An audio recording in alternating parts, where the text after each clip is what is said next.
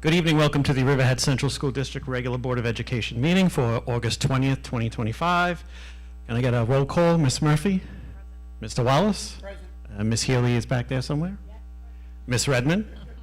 Ms. Freeborn? And Dr. Gonzalez. Can I get a motion to go into executive session to discuss the employment of a particular person or corporation? Thank you, Ms. Murphy. A second? Thank you, Mr. Wallace. All in favor? And motion passes, and we will be back at 7 p.m. Thank you.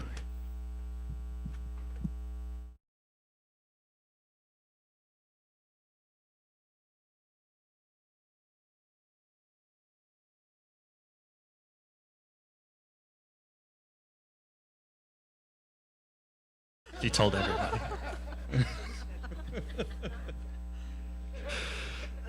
Can I get a motion to return back to open session? Thank you, Ms. Murphy. A second. Thank you, Mr. Wallace. All in favor? And the motion passes. Please stand for the Pledge of Allegiance.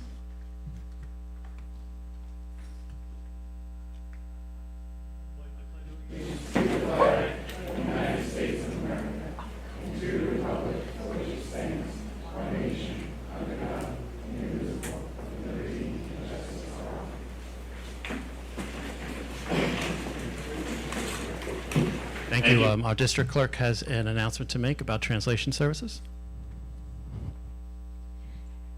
Good evening. If you would like to take advantage of our translation services, please see Geo in the back. Si necesitan asistencia con la traducción, pueden venir conmigo. Yo tengo los dispositivos. Thank you. And we have our student representative, Eric, with his very first student representative report.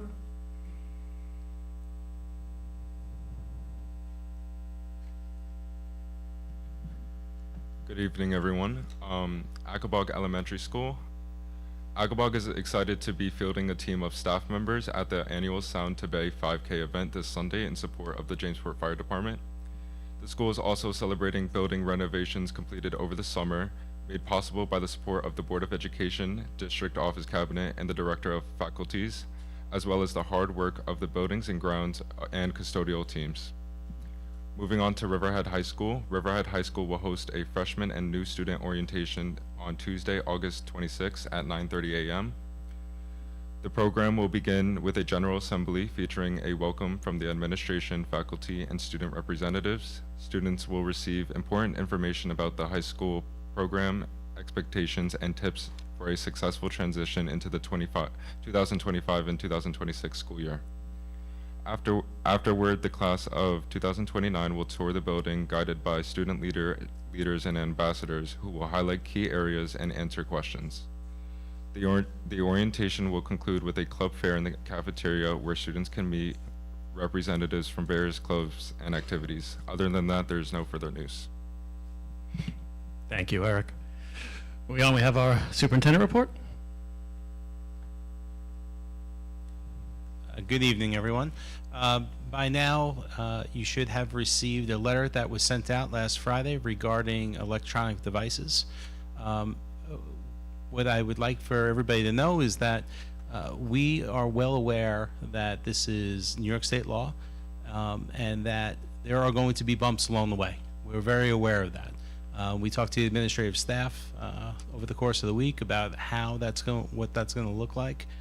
We're going to use it as an educational opportunity to go ahead and see just the kinds of things that we're looking to do as far as being distraction-free. There's a host of research out there, so it would behoove us to go ahead and utilize the research to instruct and talk about those distractions. We've all been in meetings where a phone has gone off. We've all been talking to somebody and they're not really paying attention because they're looking at the phone. So one of the things that we're going to do is use this as an educational opportunity to really just be more focused and more present in the things that we do. So, for example, when I'm walking through the school, my phone will not be out. So I'm going to make sure that we're doing the right thing and model the correct behavior so that we can all learn together and know that the first few months, it's going to be a little bumpy, but it'll be okay. In the end, it will be fine. All right, so just wanted to give you a little update on the cell phone ban. Thank you. Moving on, we have our district-wide safety plan. Mr. Terry Culhane is going to give that to us.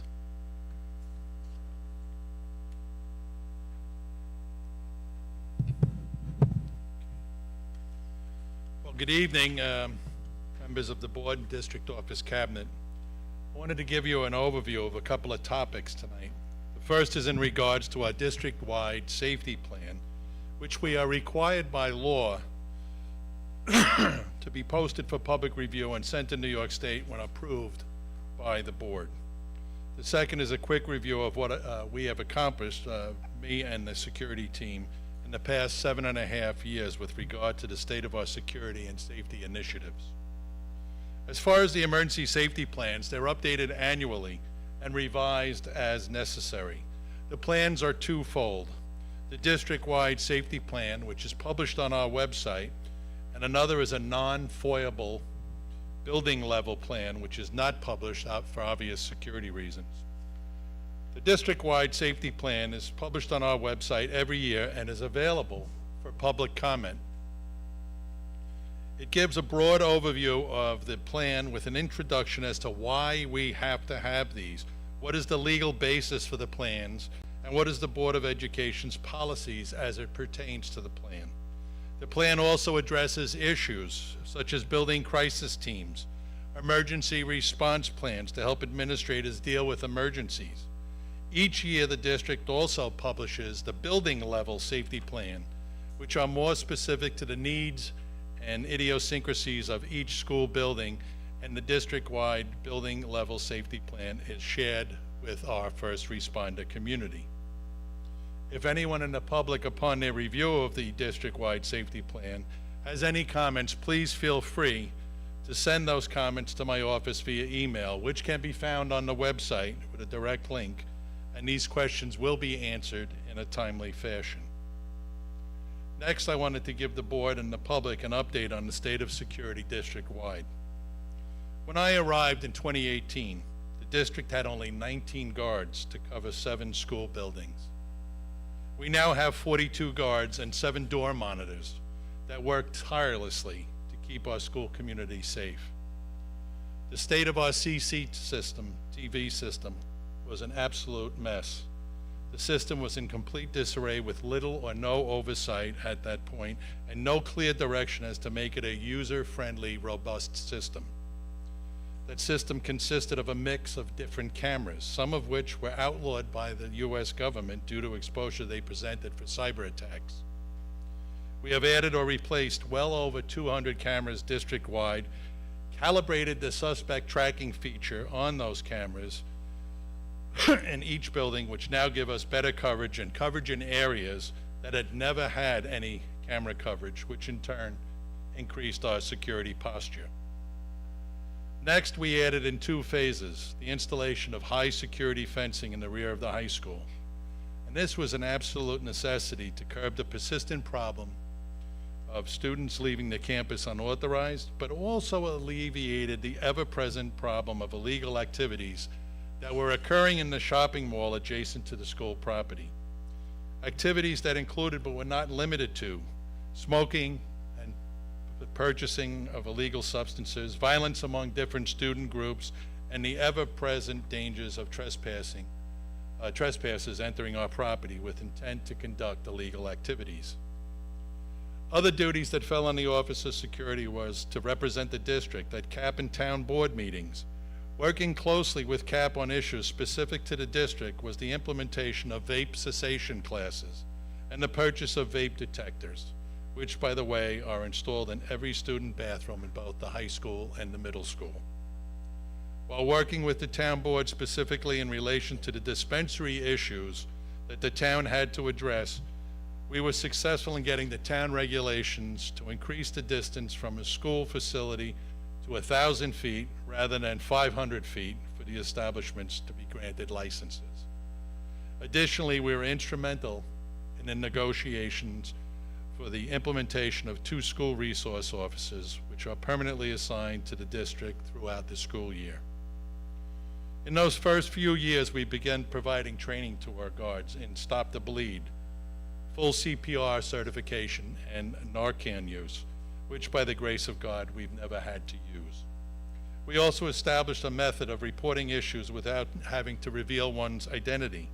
This was done as we were presented with a spate of potential suicidal students whose friends knew of their ideations, but were reluctant to come forward for fear of being labeled a snitch. Hence, we launched the Share It app, which enables all students, faculty, staff, and community members to report issues or concerns anonymously, or if they wish, they can identify themselves. This app, I can definitively say, did in fact help us to identify 2 students who were exhibiting imminent suicidal ideations, and we were able to get those students the help that was needed and prevented an unforeseen tragedy. I also arranged to have all the guards receive their annual 8-hour recertification training during superintendent conference days, which alleviated the possibility of guards' licenses lapsing.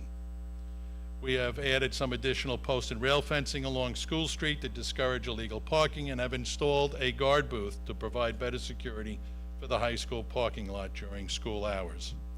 Additionally, we have installed license plate readers at the entrances to our parking lots at the high school to deter illegal parking and trespass issues. In 2020, we experienced something that no one had planned for. A pandemic which not only shut down our district, but the rest of the state. This pushed our ingenuity to the limits. We not only had to pivot rapidly to establish remote learning for our students, we were also tasked with a number of duties which included, but were not limited to, the distribution of Chromebooks to our students, providing meals to our students who were homebound and couldn't get food, preparing the buildings to meet guidelines established by the health department for when we can open the buildings, and yet we were still had graduation ceremonies for our seniors. And all of this was accomplished with the assistance of the Office of Security. As a matter of fact, that year we were able to have graduation ceremonies for all our seniors by holding 12 different ceremonies and a parade to acknowledge their achievement during that most difficult time. One of the most difficult tasks that I was tasked with was the tracking and certifying of all COVID cases reported to the district, which in turn needed to be reported to the county health department. This was literally a 24/7 task. We also established on-site COVID testing for all our staff, and we continue to this day to stock at-home test kits for years to follow. Work in conjunction with Suffolk County, the district was one of the first school districts to implement the RAVE app. The RAVE app enables one-button rapid notification to our first responders in the event of an active shooter or an armed assailant or a medical and/or fire emergency. This ability has been given to every single employee of the district, which saves precious minutes when and if the emergency should occur. With that as a segue, over the last 2 years, we embarked on a security project that not only encompassed improving our security systems, but also that of many of our disparate fire alarm systems. The security systems needed the addition of many more cameras, better access control of the buildings, and a more robust way to monitor entries and exits, as well as the integration of the RAVE app with our district devices. As I stated earlier, we have upgraded or replaced obsolete and illegal cameras. We also added card access devices, well over 118 devices, with more being installed as necessary, and installed blue strobe warning lights both inside and outside the building, and then integrated the smart boards and PA systems in every building into one comprehensive alert system. So when the RAVE app is activated, all the devices activate. Blue strobes will flash, smart boards will display an emergency message, and the PA will automatically announce an emergency message.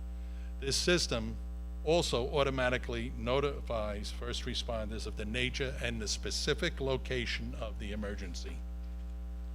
In addition to this integration, we have also installed door sensors on every single exterior door in every school building, over 483 to be exact.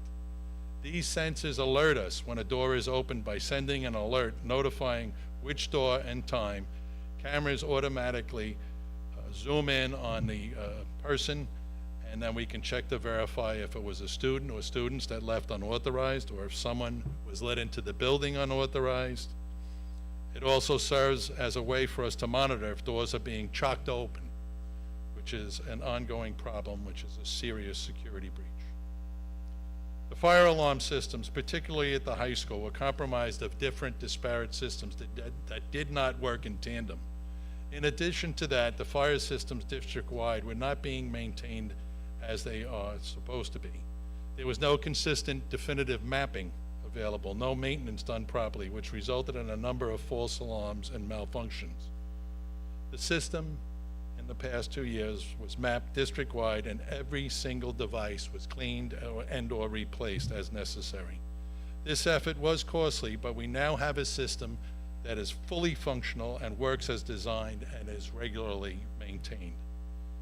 The Office of Security also handles the issuance of employee identification cards, responding off hours to reports of missing students while in our care, bus accidents, snow patrols, motorized patrols as personnel levels permit, tabletop drills, active liaison with local law enforcement, fire department, and volunteer ambulance personnel, and providing, for the first time in the last 2 years, security during summer months to district staff all working during the summer.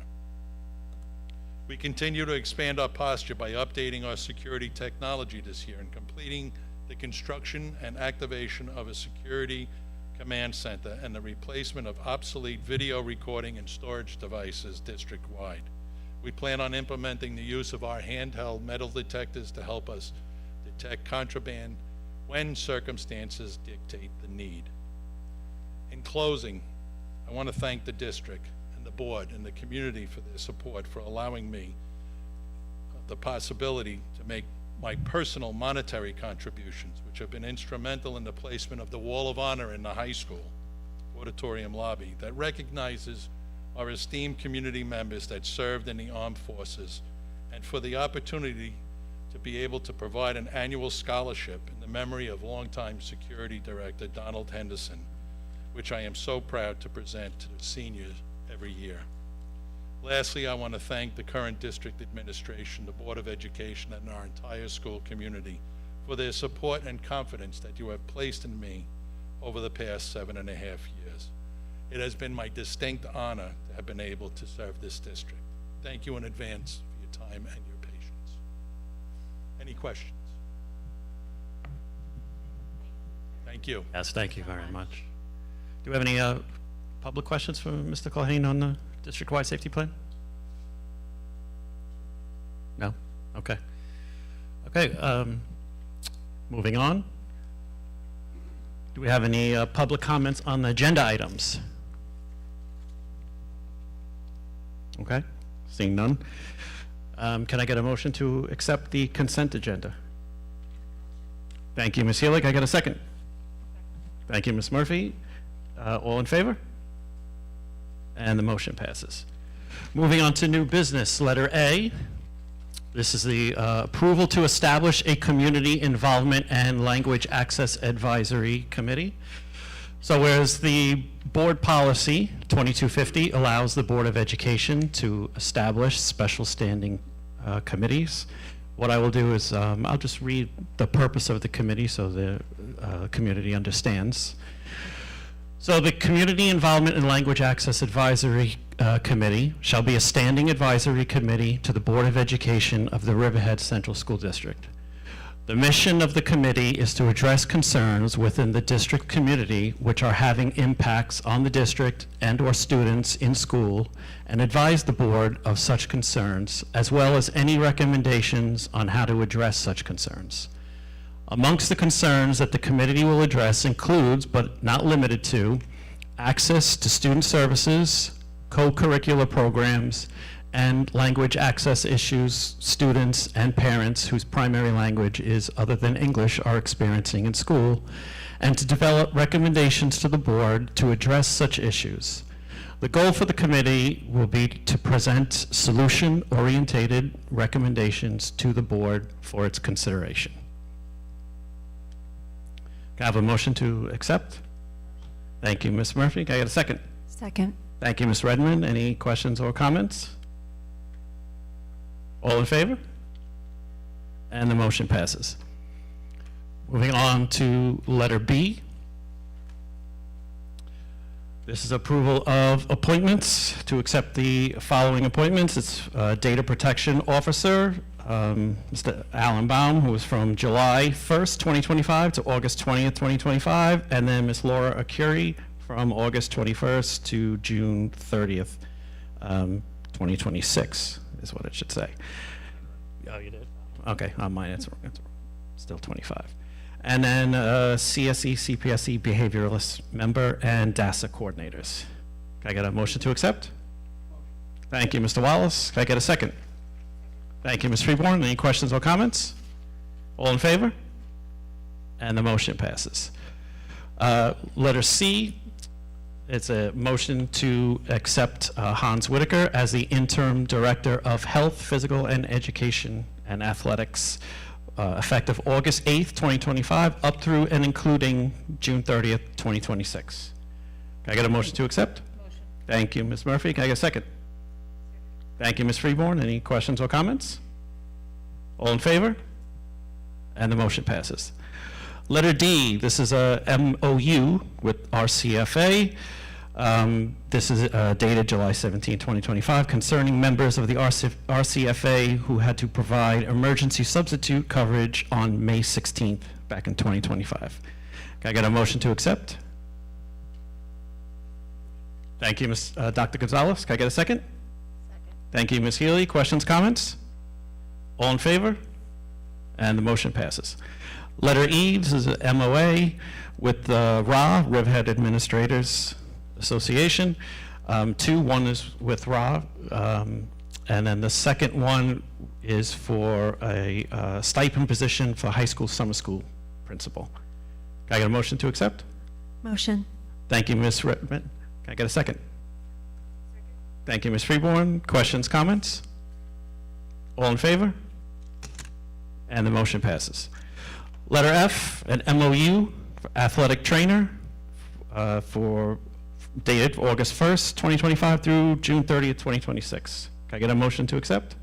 Thank you, Ms. Murphy. Can I get a second? Thank you, Ms. Freeborn. Questions, comments? All in favor? And the motion passes. Letter G, approval of employment contract. Can I get a motion to accept? Thank you, Ms. Freeborn. Can I get a second? Thank you, Dr. Gonzalez. Questions, comments? All in favor? And the motion passes. Letter H, MOA. This is for our non-aligned personnel. There are 9 of them altogether. Can I get a motion to accept the MOA? Thank you, Ms. Murphy. Second. Second. Thank you, Mr. Wallace. Questions, comments? Well, Matt had his hand up, so I just took his name. Okay. Questions, comments? All in favor? And the motion passes. Letter I is a MOU with a RA member. This is for concerning 403B contribution. Can I get a motion to accept? Thank you, Ms. Freeborn. Can I get a second? Thank you, Mr. Wallace. Questions, comments? All in favor? And the motion passes. Letter J, this is approval for a SECRA for the kitchen repairs. This is for alterations and improvement projects for kitchens in Phillips Avenue and Riley Avenue. Just in case anyone's curious or even cares, SECRA's State Environmental Quality Review Act. Can I get a motion to accept? Motion. Thank you, Ms. Murphy. Can I get a second? Thank you, Mr. Wallace. Questions, comments? All in favor? And the motion passes. Letter K, this is the same SECRA, but for the EPC, the Energy Performance Contract, which we voted on and passed last spring. Can I get a motion to accept? Thank you, Mr. Wallace. Can I get a second? Second. Thank you, Ms. Redmond. Questions, comments? All in favor? And the motion passes. Letter L is acceptance of a mini grant So this is for the Spring 2026 USA Grant Lacrosse Program from USA Lacrosse. The grant will provide students in Riley Avenue Elementary with lacrosse equipment, curriculum resources, education, and to encourage participation in lacrosse. Can I get a motion to accept the mini grant? Motion. Thank you, Ms. Murphy. A second. Thank you, Ms. Freeborn. Questions, comments? All in favor? Were you going to say something? I was just I wondering jumped the gun. if there'll be an opportunity for the other schools to receive funding from U.S. Lacrosse for programs at the other schools. Does anyone have any knowledge of that? I do not. How did the grant come about? So our intention is now to share this information with all the other teachers and coaches. Look for different grant opportunities for not only this sport, but all sports in general, and see what we can do. There's a lot of grant money out there, so we're going to explore that. And this is a testament to those folks that did put this forward and receive it. So we're very proud of it, and that we're going to learn from that and see what we can do to bring more grant money to our students playing sports. Thank you. All in favor? And the motion passes. Letter M, approval of renewal of contracts. There's 5 of them altogether. One is for vehicle fuel management system maintenance. The other is for library supplies and equipment. The third one, automotive parts and supplies. The fourth one, automotive school bus parts and supplies. And then the fifth one, automotive school bus repairs and services. Can I get a motion to accept? Thank you, Ms. Murphy. Second. Thank you, Mr. Wallace. Questions, comments? All in favor? And the motion passes. Letter N, approval of amendment to contracted rates and services. There's 2 of them. One is it's for educational behavioral services with Blue Sea Educational Consulting. The second is also educational behavioral services with New York Therapy Placement Services. Can I get a motion to accept? Motion. Thank you, Ms. Redmond. Can I get a second? Second. Oh. No, I'm, Oh, you said first. I'm sorry. I can't see. I thought it was Cindy. Sorry. First, Ms. Healy. Second, Ms. Redmond. Any questions, comments? All in favor? Motion passes. Letter O, approval of contracts. And we have 2 of them. One is for stage curtain inspection, cleaning, and repairs. The second is for boiler or / burner equipment repair and replacement services. Can I get a motion to accept? Thank you, Ms. Murphy. Second. Thank you, Mr. Wallace. Questions, comments? All in favor? And the motion passes. Letter P, so approval for attendance at a conference. This is to approval for Dr. Gonzalez and Dr. Hagan to attend the NISBA 2025 Annual Convention and Expo on October 23rd through 25th in New York City at an approximate cost of $2,800 for each. Can I get a motion to accept? Thank you, Mr. Wallace. Can I get a second? Thank you, Ms. Freeborn. Questions, comments? All in favor? And the motion passes. Letter Q, approval of donations. We have 4 of them. One is Supplies for Success, donated 500 backpacks with supplies. The second is Lowe's Home Improvement of Riverhead, donated 40 backpacks with supplies. The third is for Camilla K. Turpin Foundation, donated backpacks with supplies at approximate value of $400. And the fourth one is the Giving Dolls of New York, donated 75 handmade dolls. Can I get a motion to accept? Thank you, Ms. Murphy. A second? Ms. Freeborn, thank you. Questions, comments? Yes, we would just definitely say thank you. All in favor? And the motion passes. Do we have we didn't have any board committees, right? No. Any board member remarks? Last week, we had the pleasure of attending the Scope dinner. Dr. Hagan, Jim, and Erica and myself, and it was a lovely event of superintendents and board members from across Long Island coming together and sharing ideas and being able to talk with one another. And I had the opportunity to see a former superintendent that I had worked with many, many years ago, Dick Malone from Southampton. And when he saw that I'm a trustee here in Riverhead, he made a very blank statement, said, Riverhead has always had the finest educators, and that how fortunate I was to be able to be in this position. And I concur with Dick Malone that we have some of the best people working in this district, from our teachers to security to administrators, custodial workers. We just did a tour of the schools, and I can tell you school will be ready and open in a couple of weeks, and the people here put their heart and soul into making this place as special as it is. And so I'd like to wish every student, every faculty member, every staff person the best possible year ahead, and thank you for allowing us to serve you.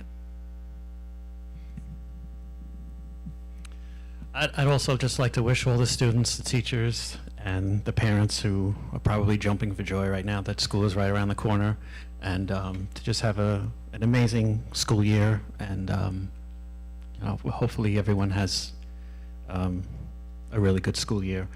I'd also like to say that we just did the tour of the district buildings, and the custodial staff has just done an amazing job. The buildings look just really, really awesome. So I'd definitely like to thank them for all the hard work that they've done this summer.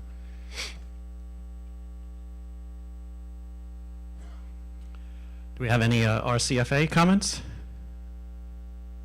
No? Any comments from Ra? Nope, nothing? Okay. Do we have any public comments? I just want to say something. Sorry. Go ahead.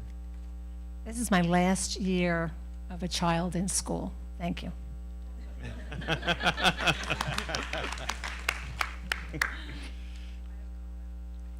Sure, just go right to the mic. Come to the mic. And you just have to tell us your name and not your exact address, but where you're from. My name is Mary Grace Fenor, and I've been a substitute teacher in the Riverhead School District for a very long time.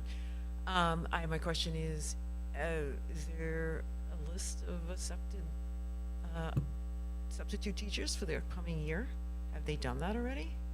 I know we just, some substitute teachers were just on the We haven't established consent agenda, but I'm sorry. We haven't established a list of daily subs, per diem subs, and permanent subs. We have a list of people that have either coming back from last year. Right. It'll be new from this year, and the principals and I will be working on who's going to be assigned where. Okay. So I was a permanent sub at the middle school for the past couple of years. Yeah. Are they just keeping it, or is that going to change? Is he going to keep it, whoever was there, in the same spot? Next week, I'll be working with the principals to establish who from our per diem pool will be permanent subs. Okay. All right. Can't speak about individual people. So. No, I know. I understand. I'm just trying to find out, because last year before school, we got a letter, and it was stated, you know, we knew before school started what was going to happen. And It's now- right around this time last year, you got a letter. Right. So I Right around believe, this time, So that will happen again? we'll also get a letter. Yeah. That's fine. Yeah. Okay, just checking. I believe the board meeting last year was a week later. So this one's actually a week earlier. So Oh, that's okay. why the timing seems maybe a little bit off, but it's the same exact process as we followed last year. Okay, great. Thank you so much. You're welcome. do we have any other public comments? Do we have any online comments? Yes, we have 2 online comments. Somebody else? Oh, yeah.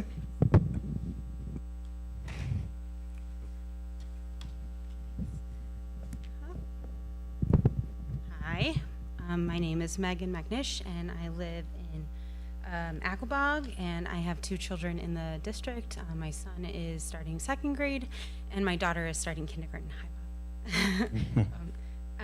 So I just want to organize my thoughts for a second, but I am here tonight on behalf of all parents in the Riverhead district, but a number who are facing an issue that has been coming to the surface for the past year, maybe a little bit over that, but it's something that is really important to us, and it's it's starting in September. So I just want to start off by saying that Riverhead is a district we're really proud to send our children to. It's a district where we have found a loving and caring community, and we're thrilled to say that we have kids in Riverhead. It's an exciting place. I'm excited for their future here. So I just want to lead with that. Unfortunately, I'm here with my husband and some friends to formally complain about the recent change or recent reinforcement of the Riverhead District's transportation policy. This is a relatively recent reinforcement of policy that arose soon after the start of my son's education here 2 years ago when he started kindergarten. With a relatively late start time of a 9:20 drop-off and a 9:40 school day start. I could have that wrong, but that's what I'm already at school. I'm teaching 3 hours at that point. I teach at East Hampton High School, but with that late start time, at the start of Elliot's time here, we were scrounging like other parents to find safe, reliable before and after care program for Elliot. We initially signed him up for Scope, paying for that first month, but then we were thrilled to hear that he would be able to be picked up and dropped off by bus at our daycare that we'd been using a few years prior, Ready, Set, Grow, owned and managed by Rebecca Hubbard, who opened in 2001 with a clean record and reliable, loving staff. We trust them. We've come to feel that they're more like family than just a daycare. Our children are greeted with warm hugs. It's similar to, I'm sure, what other parents find in daycares that they trust. This daycare, Ready, Set, Grow, is 0.4 miles, depending on which map service you use, from Aquabog Elementary School. This is shy of the district's 0.5 mile transportation limit that guarantees transportation for 1st through 4th graders. We and Mrs. Hubbard have been told repeatedly that this has been the rule all along, and that Ready, Set, Grow has been lucky for the past 24 years to be unofficially exempted from this restriction. We have been told to seek other options for our before and after care, and we have tried. Mrs. Hubbard has tried to help. She has tried to find employees, a task that many small businesses struggle with. Without this transportation, our children are expected to be labeled as walkers. Excuse me, my son would be labeled a walker, but the daycare's ratio of children to adults prevents any adults from being able to walk our son and several others to school in the morning, and likewise pick them up in the afternoon. This is a danger we are not interested in entertaining. Our son is 3.5 feet tall, never mind, would not be allowed to sign himself out at the end of the day. Even saying this out loud is ridiculous. But the assumption that he could simply be a walker from our daycare is just as ridiculous. Even more frustrating is the fact that a bus will indeed be stopping at Ready, Set, Grow before and after school to pick up and drop off our daughter, who is starting kindergarten this year and is guaranteed busing regardless of the distance from the school. This bus, we have been told, will not permit those other students to ride the 0.4 miles to school. We're bracing ourselves for the potential emotional upset that we anticipate from both of our children at being separated at the start of the school year, but we'll work through that if we have to. So in closing, we're working parents. Our hours do not allow us to get our own children on and off the bus. This is the case for the majority of parents in the district and across the nation.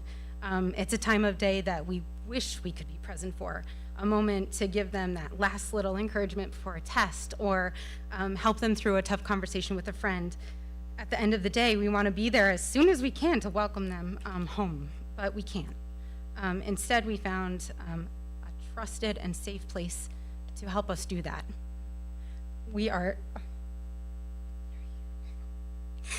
I'm sorry, this is me, sorry, I cry all the time, but we are so thankful for Becky and for Tracy and for our before and after care that we didn't think we would have. They are an extension of our family.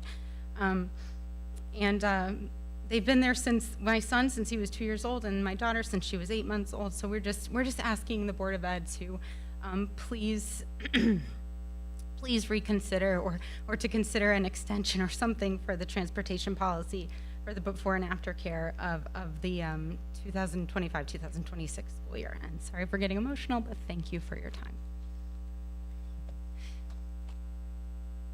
Thank you.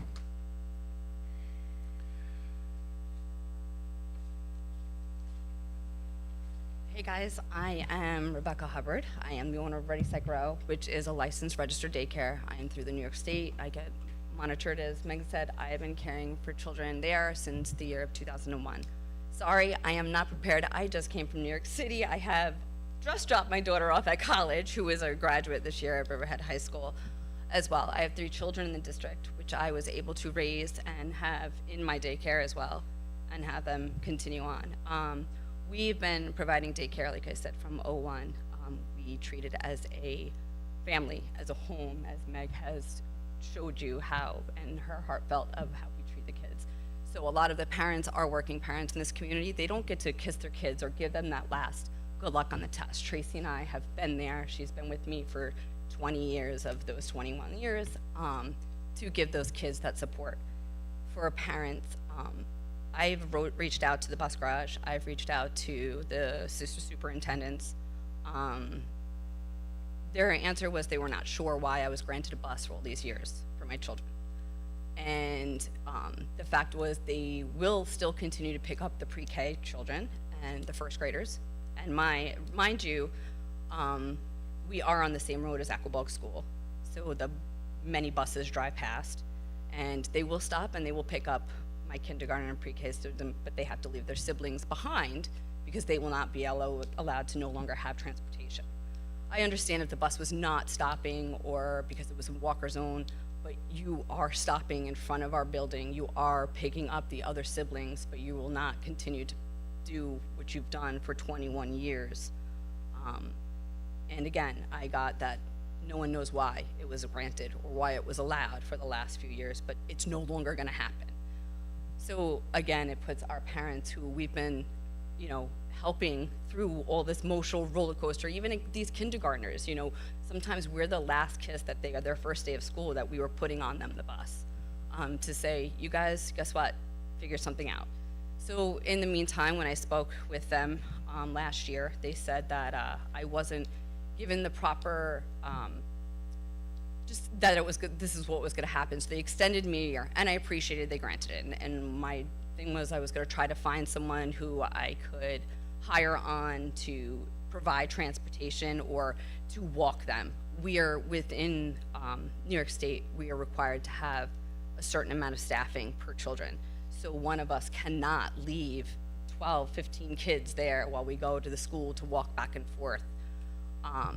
Recently, the PTO had come into the superintendent's office and they spoke with them about the issue of the walking, and he had told the president for Aquabog that he was going to look at the area and see the distance where the daycare was, what the road was like. I believe Marianne called me and said that he did very well indeed, and suggested that we reached out to the town about putting in some sidewalks or curbing on Edgar Avenue, that would be a solution maybe to making people more comfortable about walking the kids. I'm not sure, I didn't speak with you directly, but I'm not quite sure how that is more beneficial for our town, our community, than just allowing a couple more kids go on the bus. So I'm still a little confused about what the answer is here or what to do. I've been going, it's been like the hamster wheel right now, and basically I'm at a wall, I'm at a dead wall. I have people backing me up about this. We're asking help at this point, and like I said, if the bus is stopping and picking up children and taking them and then leaving the rest of them behind, I don't understand. I get that there's New York State laws, and I also get that it's a New York State law, and there's a walker zone, and we technically it's 2 miles. That's what I'm told. New York State is 2 miles should be considered a walking. Riverhead district overrode that and said, let's change it to 0.5. So there are ways that we're like, whether it's okay, if it's a legal daycare, I don't understand where we are giving care for multiple before and after care children. So you're not just coming there, it's a licensed legal daycare. Maybe there's a way that we can figure out something to change for reasons like that. like I said, I apologize. I really wanted to be more prepared. I didn't think I was going to make it back for the board meeting tonight, and we did after 3 hours on the nice expressway traffic, but we did. So I am a little all over the map, and after hearing you speak, Megan, it was really touching, but I don't know what other options there are, and that's why we're here tonight. So thank you for hearing me. Thank you. Do we have any more public comments?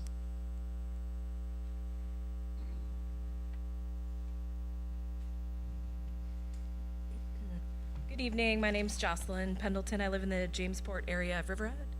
I have 2 children as well, and I want to start by saying that they are very excited to get back into the school buildings and reiterate some of the sentiments that the board has communicated about how excellent the Riverhead staff is and how excited everyone is for the school year. I am also speaking about the issue related to the transportation, but the other side of the coin. So not the walking zone portion of the notification that was sent. And I just had some questions about that that I was hoping you could answer for us. And the first was, there was a notice sent home July 16th regarding the removal of transportation services for students attending state licensed daycare facilities based on the catchment zone as it's outlined in the letter. And I just wanted to ask if the board was made aware of a reduction in transportation services to Riverhead students for the upcoming school year, and if you had, when you had received that notice.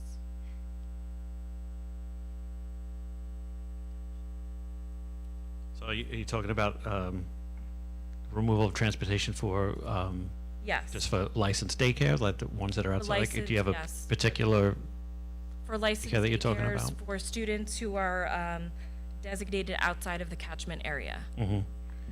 So we talked about this, it was just recently. Okay. We had talked about it. So recent. So it was this was a very recent development for us as well. It sounds like the walking zone issue has been maybe going on for a longer period of time.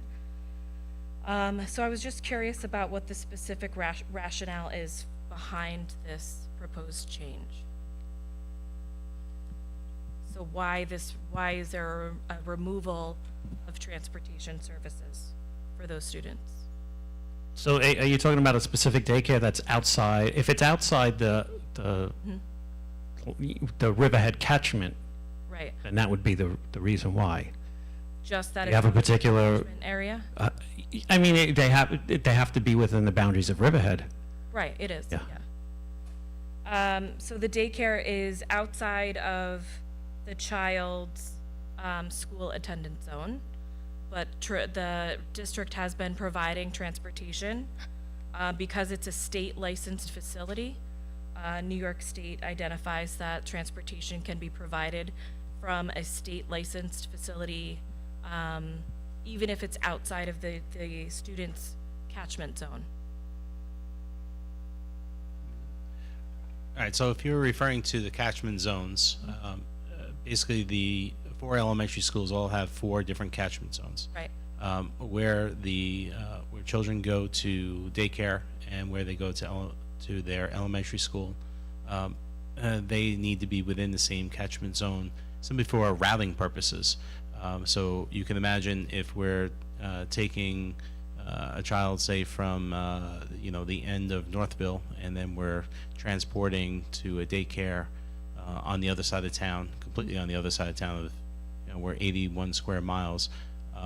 It's really just the ability to utilize the number of buses that we have, the number of bus drivers that we have, to stay within those catchment zones, so therefore we can stay on time, and more importantly, make sure that everybody gets to where they're going in a safe manner. Those catchment zones have been there. I think it was just really taking a look at, what has been, maybe going on previously. I'm not really sure, but it's not uncommon to stay in any district within the catchment zone of the elementary school, so that we're staying within those bounds. Okay, so the letter that was sent home on July 16th, also, one of the last sections of it lists a licensed childcare exception, stating that transportation may be provided to childcare programs that are licensed pursuant to Section 390 of the Social Services Law, even if they fall outside of the school's attendance zone. And that is how my students have been receiving transportation for the last several years. And so I was just curious about why the change is all right now in July 16th. Now the district is saying that that transportation service is no longer permitted. You understand the 390? Right, section 390, for the board's information, refers specifically to childcare and providers. And we have taken, from the Transportation Department, has taken a look at those, each childcare provider who is licensed for a certain number of students in certain age groups that they can legally operate within. And those daycare providers are typically, and I'm going to use the term in homes, but they're in houses. They're not in what we call more commercial areas. And those, though that section 390 is typically pertain to those who are in commercial housing facilities or childcare facilities. I'm not sure why, whatever, but so we have checked with that. The issue is that we started talking about this before I got here almost 2 years ago, when we went to a routing system and some of these singletons were discovered that they had been put in the system and therefore that had continued. And we're talking about, as Dr. Hagan said, going from one catchment area to the other with 1 or 2 children on a bus that's going from one end of the district to the other. We have a manpower shortage, and we also have an issue with the limited number of equipment. So we have had conversations with child care providers over the past year, and I think that was referred to tonight, giving those opportunities to come up with other solutions, whether it's within the Walker zone or the catchment area, as far as also notifying parents of such. And we have some Walker zones where a licensed daycare facility may be located, but on that same block and in that same Walker zone, for example, there are 7, 8, 9, 10 other children who are walking there.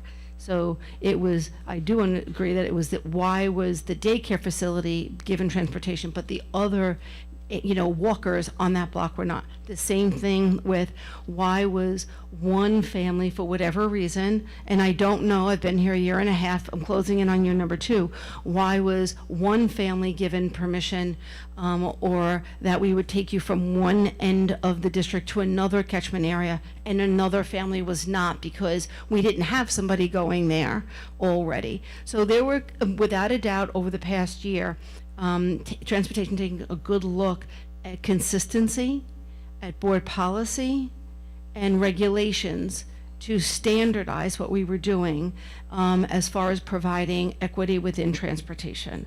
So I think that's what we have done, and that's what the Transportation Department was, trying to do, and that's what they've done over the course of the past year, in reaching out to families and reaching out to daycare providers and saying, we're going to help you this year, but you need to figure something out for the following year. So this is not pleasant for anybody. It certainly is not for daycare providers. It is certainly not for parents. And yes, there are some parents that have time issues where they leave for work at a certain time, and I've spoken to that family about, I need to leave at time A, and we're looking for child care providers within our catchment area. And we've been trying to work on that also. But we are being consistent across the district, and at this moment, there have been no exceptions that have been made as of right now.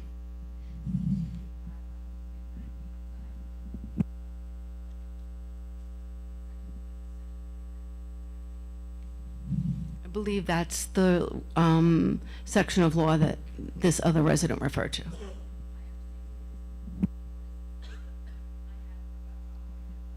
Okay. So Dr. Hagan, I want to respond to you. Section 390, I think that law is about 8 pages long with many subsections, and I'm not a lawyer, so I'm not going to attempt to do that right. Thank you. Okay, so if the policy change remains in effect, when can parents expect to receive a final decision in writing from the district so that we can? So Dr. Aiken, I can tell you that we have spoken, there are just 2 outstanding issues right now, and I think you're hearing about both of them, and I think we've spoken about them internally. And I think there is one family that has requested a letter from our lawyers, and I told them I would follow up with that. Okay, thank you. Thank you for your time.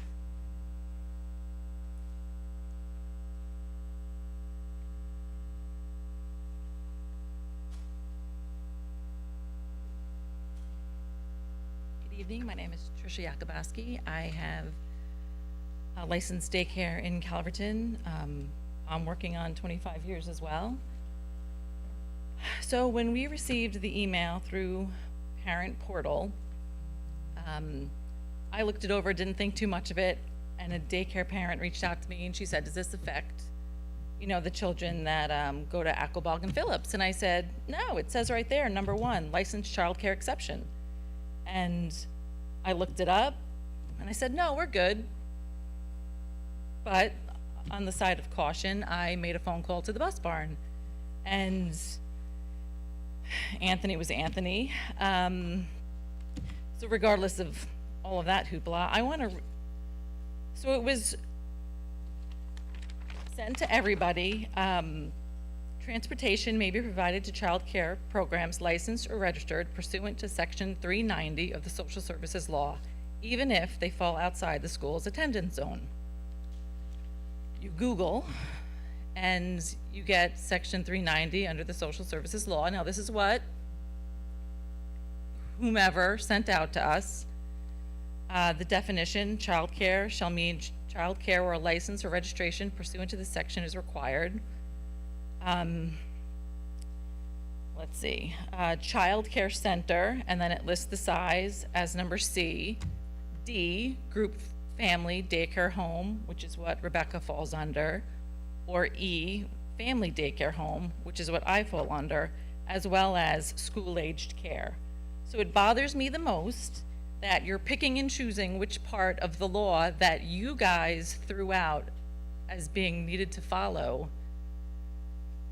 I'm wording this correctly as I wasn't prepared either. I don't feel like you can just pick the top one because it's a commercial daycare. There's A, B, C, D, and E, and you have to look beyond A. That's the only part that's fair, and it's listed under the New York State Education Department that the,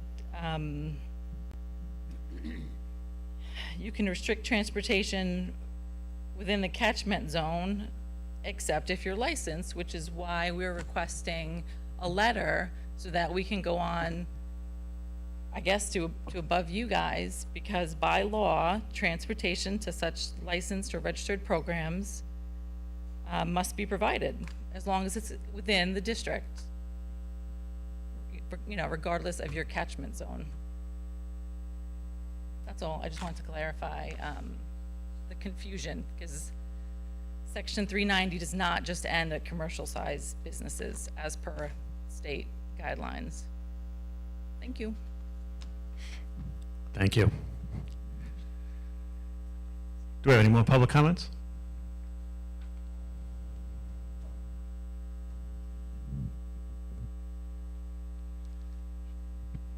Hi. All right,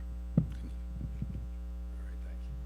My name's Matt Pendleton. I guess I can't use names, so I can't tell you who my children are, apparently, in the district. You don't have to tell us. What? You don't have to tell us who your children are. No, that's okay. All right. So I'm not real well spoken on all this stuff, and I don't come across real great. I can tell you that because mostly I work in agriculture here. But has the board seen this letter that was sent out to children, parents that came? Have you all seen it? Yeah, you have? All right.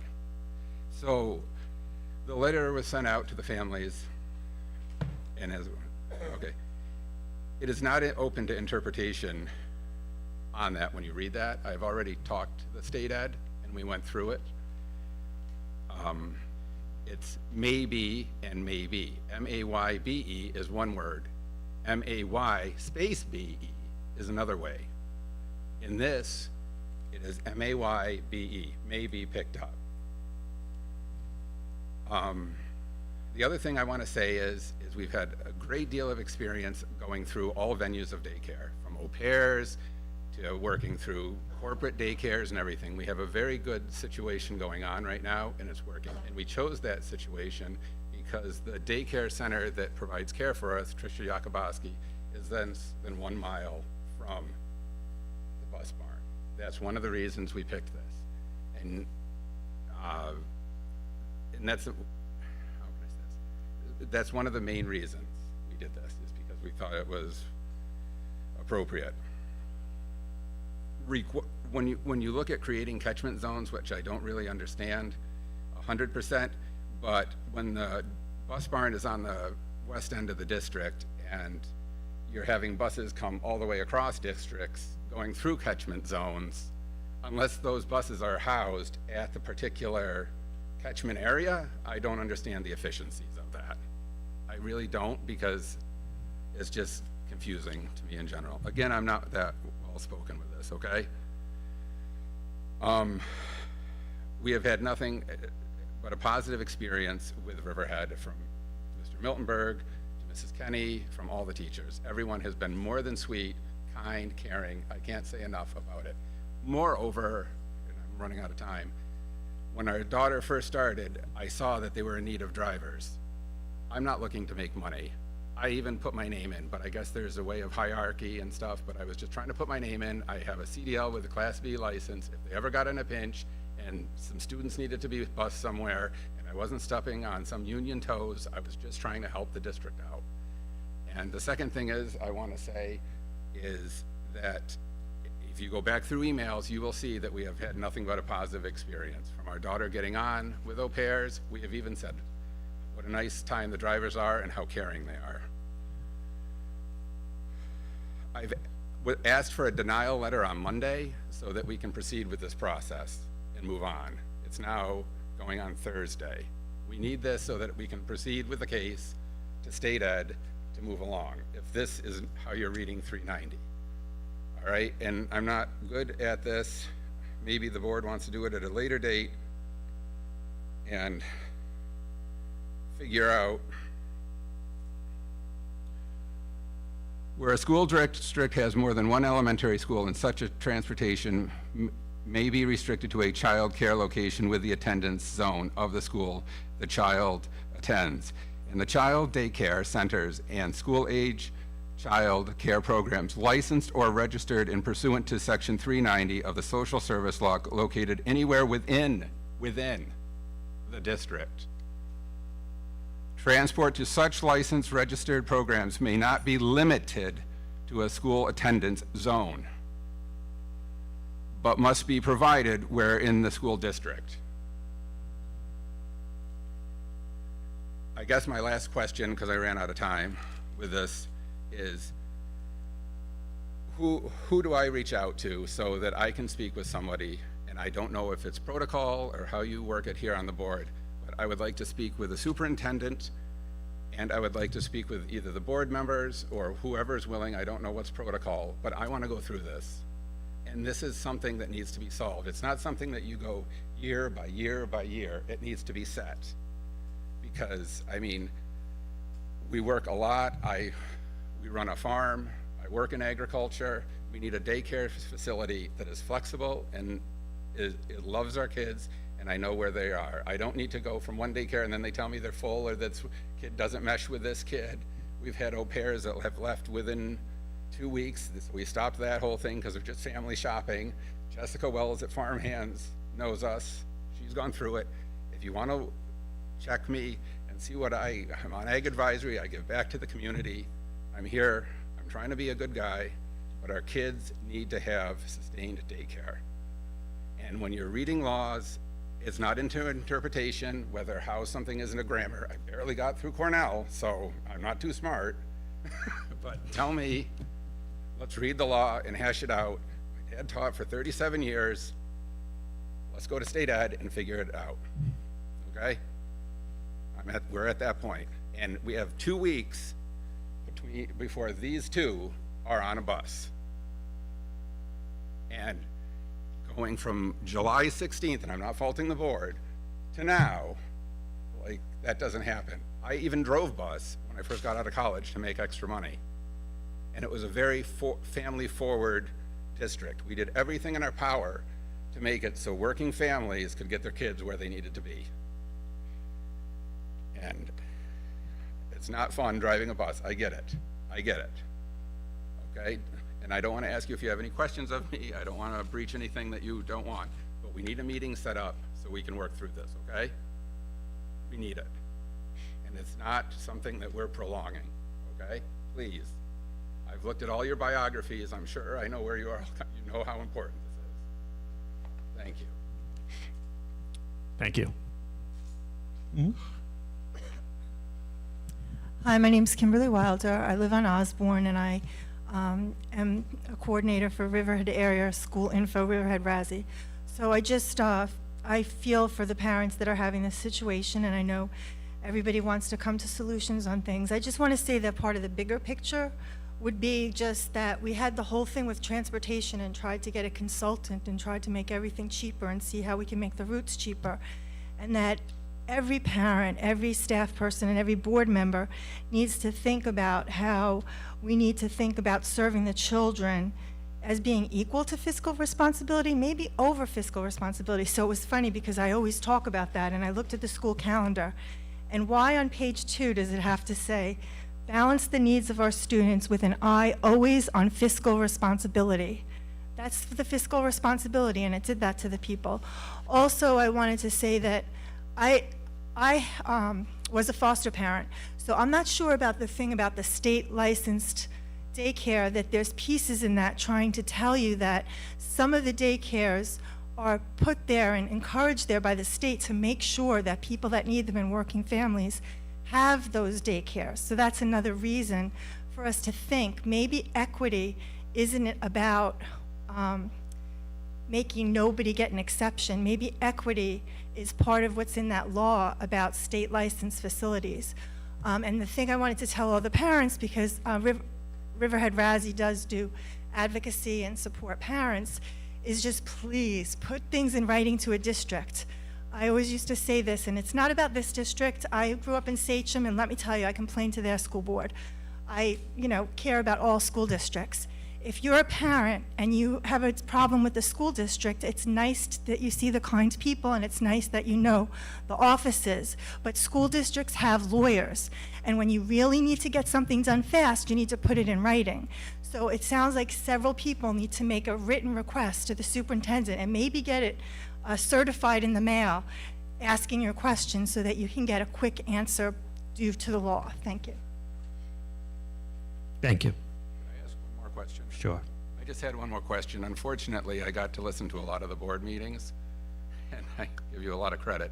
But transportation, I believe, was increased by $600,000 or $700,000, and then I'm just curious where that money is going now, if it's not being cut. So we're cutting services, but we're increasing the amount of money. So again, you don't have to answer me right now, but I'm just curious. I got to see all about piercing caps and the whole thing, so got an idea. Thank you. Do we have any other public comments? Do we have any online? We have 2 online comments. The first one is from Tanya Graves of Riverhead. What is going on with after-school care options for Pulaski, Roanoke Avenue Elementary now that the scope is no longer an option? And the second comment is from Jocelyn Bach. There's no town listed. She wanted to know, good afternoon, is today the meeting for parents whose children will be attending Pulaski for the first time?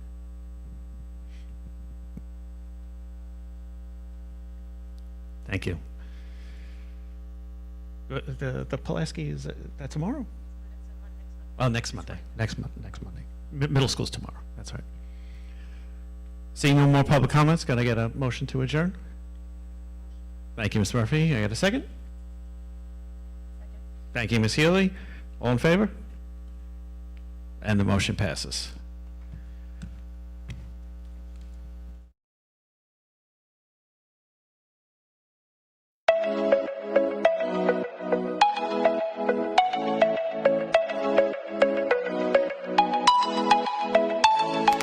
Please help support the Riverhead Central School District YouTube channel by subscribing. If you are not already subscribed to this channel, please be sure to push that subscribe button and click the bell to receive notifications. Thank you.